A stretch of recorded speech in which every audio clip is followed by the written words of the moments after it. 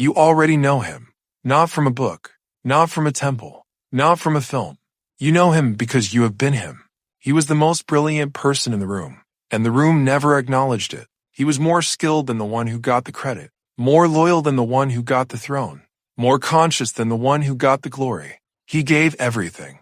He lost everything. And even at the very end, when he had the chance to walk away, he did it because he had made a promise. And he was not the kind of person who breaks promises. His name was Karna, and for 2,500 years, everyone who heard his story said the same thing.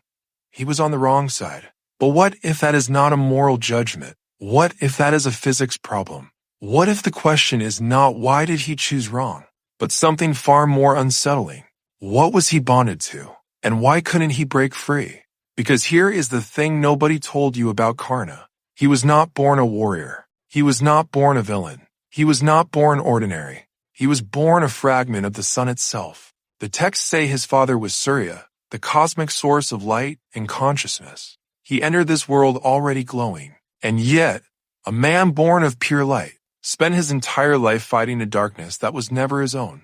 That is not a story about ancient India. That is a story about you, right now, today, this moment. Because if you are watching this, there is a very good chance that somewhere inside you, there is a Karna, brilliant, loyal, burning with potential, and somehow powering something that is not worthy of that power. The tragedy of Karna was not that he stood with Duryodhana. The tragedy was that Duryodhana gained access to Karna. This is not about a dead warrior.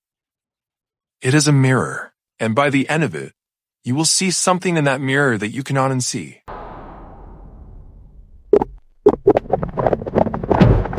Before we go deeper, I need to give you a framework, not religion, not mythology, a precise, technical map of reality that was built by one of the most rigorous philosophical systems ever developed.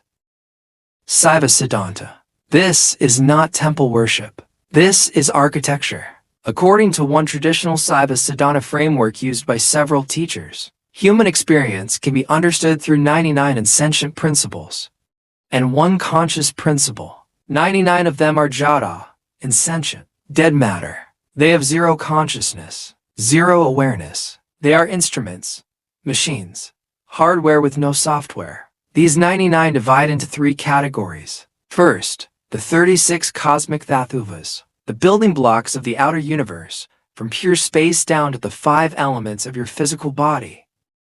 Everything you can see, touch, measure, all of it, insentient. Second, the 60 inner thatuvas, the instruments inside the human body, your senses, your mind, your intellect, your ego, your breath, your nervous system, 60 precision tools, and yet, on their own, completely dark, no life. Third, the 3 malas. This is the chain.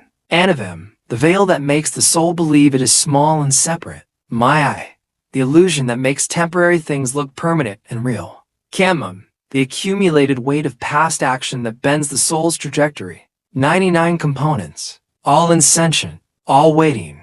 And then, the 100th, the Amma, the soul, the single conscious unit that enters the system and lights everything up. Without the soul, the 99 are a dark, empty machine. The moment the soul steps in, the machine becomes a universe. Now here is the question that Saiva Siddhanta asks. The soul is in the machine. The soul is conscious. The soul is alive. But what is the soul bonded to? Because that single question determines everything. Every experience, every suffering, every liberation. There are only 2 possible answers. The soul can bond with pasam, the chains, the insentient principles, the 3 malas, the material matrix that pulls the soul inward and downward into identity, illusion, and karma. Or the soul can bond with Pati, the Lord, the source consciousness, the pure awareness from which the soul itself emerged. 2 bonds, 2 lives, 2 completely different outcomes. Same soul, same instrument, same potential, different partner. Now, hold this equation in your mind, because we are about to watch it play out across the lives of 2 warriors, born in the same world, carrying the same consciousness, one bonded with pasam, one bonded with Pati, and the difference between those 2 lives is the difference between a prison and a liberation. Now we come to the first twist. You were told Karna made a moral choice, that he chose friendship over dharma, that he was loyal to the wrong man. That framing puts all the weight on character, on virtue, on willpower. But Saiva Siddhanta does not deal in character judgments. It deals in mechanics. So let us trace what actually happened mechanically. Karna was born solar, Surya's son, a Pasu carrying an extraordinary luminosity. He entered the world already partnered with nothing, clean, clear, open. And then, the world ran its program on him. He was abandoned at birth. He was raised in a different caste. He arrived at Drona's academy, the greatest military school in the ancient world, and was rejected. Not because of his skill, because of his birth. At the Rangabhumi, the grand tournament of princes, he demonstrated an archery skill that no one in that stadium had ever seen. And the crowd went silent. And then Kripacharya stood up and asked, "What is your lineage? Princes do not compete with Sudaputras." The stadium laughed. Do you feel that? That moment, right there, that is Anavam activating. Anavam, through the lens of Saiva Siddhanta, is not arrogance. That translation is incomplete. Anavam is the identity wound, the deep structural crack in the soul's self-perception that says, you are not enough. You need to prove it. Karna was born with Anavam, but not yet activated. And the moment Anavam activated, Karna became vulnerable to exactly one thing. Whoever offered him what Anavam told him he was missing, that person was Duryodhana. Duryodhana walked onto that stadium floor and said, I will crown you king of Anga right now. You are worthy. Whether Duryodhana recognized Karna's soul or not, he had found the most powerful ally on the battlefield. And the offer arrived at the exact moment the wound was loudest. This, through the lens of Saiva Siddhanta, is the bonding of Pasudapasam. Not a decision made in cold blood, not a philosophical error. A wound offered exactly the thing the wound was hungry for, at exactly the right moment. The kingdom of Anga was not a gift. It was a chain made to look like a crown, and the most conscious soul in the Mahabharata, born of the sun itself, accepted it, because the wound was that deep. Now ask yourself, honestly, has anyone ever offered a kingdom at the exact moment our wound was bleeding? Did it feel like a gift, or did it feel like finally being seen? That question is not about Karna. That question is about us.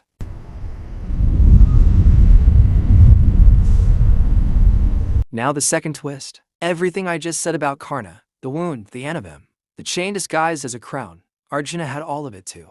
The same Anavam, the same fear, the same identity under attack. Because at the beginning of the Bhagavad Gita, Arjuna is not enlightened. He is collapsed on the floor of his chariot. His hands are shaking. His bow has fallen. He cannot breathe. He is looking at his own family across the battlefield and saying, I see no victory in this. I want nothing. Let them kill me. I will not fight. This is not the voice of a hero. This is the voice of a soul in total system failure. His body is shutting down, the same biological collapse you saw in Karna at the Rangabhumi. His intellect has stopped working. His memory is corrupted. Through the lens of Saiva Siddhanta, Arjuna and Karna, in their darkest moments, can be understood as to possible orientations of the same soul. Same crisis, same shutdown, same pasu, failing inside the same 99-component machine. The difference is one single thing. Who is sitting beside them when they collapse? When Karna collapsed at the Rangabhumi, Duryodhana was there, the representative of Pasam. He offered validation, status, a kingdom. He solved the surface wound, and in doing so, locked the chain deeper. When Arjuna collapsed at Kurukshetra, Krishna was there, the representative of Pathi, pure consciousness itself. And Krishna did not offer validation. He did not say, you are right to feel this way. Here is a crown. Krishna said, rise up. This does not suit you. And then, across 18 chapters, Krishna did something unprecedented in the history of human literature. He did not command Arjuna to fight. He did not shame him. He did not give him a motivational speech. He gave him the complete architecture of his own consciousness. He showed Arjuna, precisely, what the 99 instruments were, how they worked, and what happened when the soul stopped defending them and simply surrendered them to the source. He said, dedicate all your actions to me. Give up ownership of the results. Let me run the system. In Saiva Siddhanta language, stop bonding with Pasam, bond with Pathi, and watch what the instruments can do when consciousness runs them. Instead of ego defending them, Arjuna did not become a different person. He became the same person, running on a different operating system. The 96 instruments were identical. Same body, same mind, same intellect, but the partner changed. And when the partner changed, the same instruments that were failing completely became instruments of absolute precision. Pasam is partner, collapse, confusion, tragedy. Pathi is partner, clarity, power, liberation. This is not about Arjuna being a better person than Karna. This is about which force was running Arjuna's hardware on the day that mattered. Before we go further, I need to tell you something. You have been watching this story from outside, as an observer, feeling sympathy for Karna, admiring Arjuna, processing this as ancient history. A war that ended 2,500 years ago in northern India. That is the comfortable position, and I am about to take it away from you. Because through the lens of Saiva Siddhanta, Karna and Arjuna are not two different people. They are two different orientations of the same soul. And that soul, the Pasu, is not a character in a story. It is you, right now. As you watch this, you are the soul. You are the Pasu. You are the one conscious unit inside the 99-component machine of your body. Your mind, your senses, your conditioning, your past, your habits. The 99 cannot move without you. They have no power without you. Every thought that runs in your mind, every habit that controls your body, every pattern that repeats in your relationships, none of it can function for a single second without you. The conscious Pasu, powering it. You are the engine. The only question is, what are you powering? Here is what I want you to do right now. Think of the thing in your life that is consuming the most energy. The relationship that drains you, but you can't leave. The job that diminishes you, but feels safe. The person you keep forgiving who keeps repeating the same wound. The version of yourself you keep defending even though it stopped serving you years ago. Now, be completely honest. Is that thing worthy of your consciousness? Or are you Karna, the most brilliant, most conscious, most powerful engine in the room, pouring everything you have into Duryodhana's army? And if you are, why? The answer is not that you are weak. The answer is Anavam. There is a wound somewhere. And that wound made you vulnerable to exactly one kind of offer, at exactly one moment when you were bleeding, and something, or someone, showed up and gave you what the wound was asking for. It felt like being seen. It felt like finally being recognized. But recognition from Pasam is not liberation. It is a chain made to look like a crown. The crown is real. The kingdom is real. The loyalty feels real, but the soul is dimming. You can feel it, can't you? The part of you that was going to do something enormous with your life. The part of you that knew, when you were young and the wound hadn't fully formed yet, that you carried something rare. That part is still there, exactly as bright as the day you were born. It is not gone. It is bonded to the wrong thing. And a bond, unlike a cage, can be changed.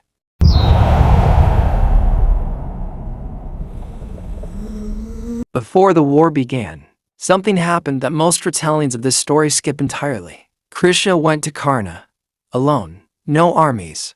No witnesses, just the two of them. And Krishna told Karna the truth that had been hidden his entire life. That Kunti, the mother of the Pandavas, was his biological mother. That Arjuna, Yudhishthira, Bhima, the men he had spent his life opposing, were his own brothers. And then Krishna made him an offer. Come to our side. The world will know you as the eldest Pandava. You will be king. Everything that was denied to you, the recognition, the throne, the status, it is yours. Right now. Just cross the line. Do you understand what was being offered? Everything Anavam had ever told Karna he was missing. The recognition, the birthright, the belonging, offered directly by the source consciousness itself. And Karna refused. He said, I know who I am now, but I have eaten Duryodhana's salt. I have lived under his crown. I cannot walk away from that loyalty. Whatever I am, I will remain. This is the moment where Saiva Siddhanta goes completely silent, because what happened here was not weakness, and it was not strength. It was the Pasu seeing Pathi clearly, and still choosing Pasam, because the bond had become identity itself. The wound explains the bond. It does not excuse every decision made in its service. And on the 17th day of the war, the universe began to shut Karna's instruments down, one by one. His supreme intellect, the instrument that had never failed him, started to fracture. The divine weapons he had mastered began dissolving from memory, one by one. Like a system erasing itself, his chariot wheel sank into the earth, symbolically through the lens of Saiva Siddhanta. This reflects a deeper collapse, already underway, the external support withdrawing as the internal bond finally exhausted its borrowed power, and Karna, for the first time, called out for mercy. This is what Saiva Siddhanta describes as the mechanical inevitability. of a passion-bonded life. The 99 insentient forces run on borrowed consciousness. They are not generators. They are consumers. They take the soul's energy and produce outcomes. But outcomes directed by Anavam, Maya, and Kamam accumulate karmic weight with every action. At some point, the debt becomes the machine. A phone plugged into a draining battery eventually shuts down. Not because the phone is broken, because the power source was wrong. This is not punishment. This is physics. The question is not whether you will crash. The question is, will you redirect before the crash or after?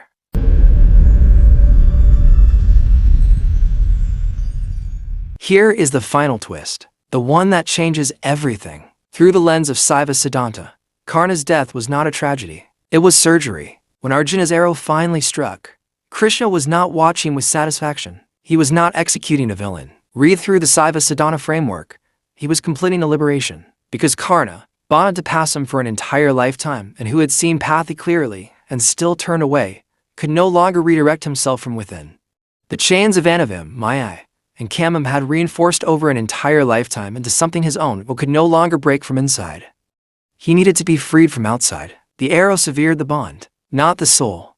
The bond. In the moment of death, the gold orb, the pasu, the conscious soul born of the sun, was released from every chain. The 99 components of the Pasa matrix instantly collapsed dark. They had no power source. They never did. They had only Karna's borrowed light, and the light returned to its source. This is what the texts mean when they say that Karna ascended. Not a consolation prize, not a despite the tragedy happy ending. Through the Saiva Siddhanta reading, when the Pasu is freed from Pasam, it naturally moves toward Pathy, because that is its original bond. That is what it was before Anavam created the wound, before Maya offered the crown, before Kamam built the chain. The soul does not forget Pathy. It only gets covered. And now, hear this very carefully. You do not have to wait for an arrow. The same liberation that required a physical death for Karna is available to us right now.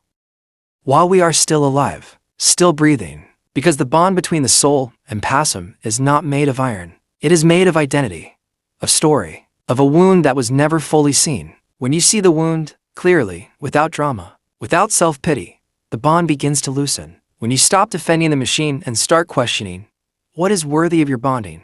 The chains do not need to be broken by force. They simply lose their grip. Karna saw it. At the very end, he knew. The question this documentary is asking you is whether you know it too. Not intellectually, in your body, in the place that gets quiet when you stop explaining yourself. The soul, your pasu, is not damaged. It has never been damaged. No amount of pasam bonding can touch the core of the conscious unit. It is simply covered. The question is not whether you are capable of liberation. The question is whether you are willing to see, clearly and honestly, what you are currently bonded to, and whether that thing deserves your light.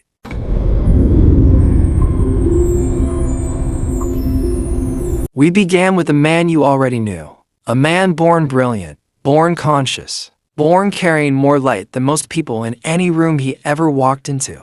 A man who, because of a wound that was never his fault, became the most powerful engine in the wrong machine. We end with a question, not about Karna, not about Arjuna, about you, right now, in this life, in this body, with these 99 instruments, the 36 elements that built your physical body, the 60 instruments of your mind and senses and nervous system, the 3 malas that every human soul carries into this world, the pasu inside all of that machinery. You, what is it bonded to? Not what you want it to be bonded to. Not the answer you would give in a moment of inspiration. What it is actually bonded to, based on where your energy flows. What you defend without thinking. What you cannot walk away from even when you know you should. Saiva Siddhanta, through this framework, is not asking you to be spiritual. It is asking you to be honest. Because the bond between Pasu and Pasam does not break through force. It does not break through willpower or motivation. It breaks through clarity. The moment you see, with absolute honesty, what you are bonded to, and what that bond is costing you, the bond begins to loosen. Not because you forced it, but because consciousness, when it sees clearly, cannot continue feeding what no longer serves it. This is the one gift that separates the human soul from every other principle in this map. The 99 insentient thathuvas cannot choose. They cannot see, They can only function, but the pasu, the soul, can look at itself, can observe its own bond, can ask, is this worthy of what I am? Karna could not ask that question freely, because Duryodhana's crown was given at the exact moment when Karna's wound was loudest. And when Krishna offered him the truth, the bond had already become identity. But you are asking it right now. In a moment of no crisis, no emergency, no Duryodhana handing you a kingdom, you are asking it freely. And that free asking is already a different starting position than Karna had. The Mahabharata did not give Karna another chance, but you still have yours. The 99 are waiting. The instruments are ready. The body is alive. The mind is awake. The only question is what the pasu, what you decide to run this machine for. Not for the wound's hunger, not for the crown that chains, but for the pathy that runs the hardware perfectly with zero strain, zero tragedy, zero borrowed light. The pathy that was there before the wound, and will be there after it heals. That is not a promise from mythology. That is the architecture of consciousness. And it has been waiting, in every tradition, in every text, in every moment of stillness you have ever had, to simply be seen.